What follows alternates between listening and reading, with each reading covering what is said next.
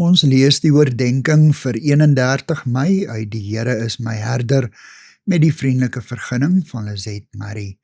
Die opskrif vanoggend is Koninklike luister. Ons teksvers kom uit Psalm 104 vers 1 tot 5. U is beklee met koninklike luister. U is met 'n kleed van lig omhul. Dit is u wat die tempelkoepel soos 'n tentdoek gespan het en vir u 'n woonplek ingerig het oor die waters daarbo. U wat op die wolke ry, op die vleuels van die wind. U wat die winde u boodskappers maak, die weerligte u dienaars.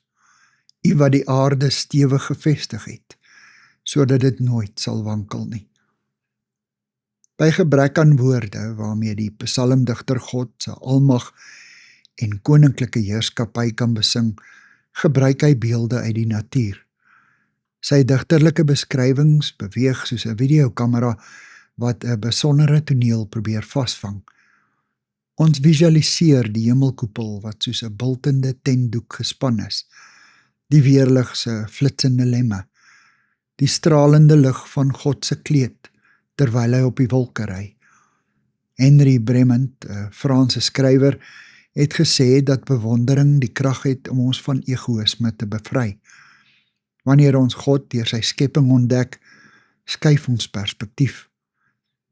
In 'n kort video-insetsel vertel Sheila Walsh van Life Outreach International van 'n beroemde kunskritikus wat na 'n skildery van 'n Renaissance skilder in 'n kunsgalery gekyk het. Iets aan die komposisie van die hemellandskap met Maria en Jesus in die voorgrond het hom gepla. Maar toe wonder hy of die skildery nie eerder bedoel was om in 'n aanbiddingsruimte te hang nie.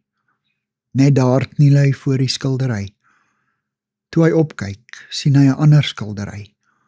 Maria en die Jesuskind in volkome harmonie met die landskap, soos die skilder dit bedoel het.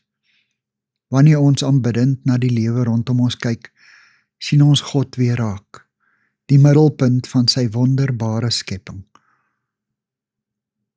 Here, mag daaraan u roem geen einde wees nie. Amen. Dankie vir die saamkuier. Ek deel Lizet se kontakbesonderhede in die inligtingsparagraaf van die kanaal. Daar is ook skakels na voorlesings van Lizet se ander publikasies wat hier beskikbaar is.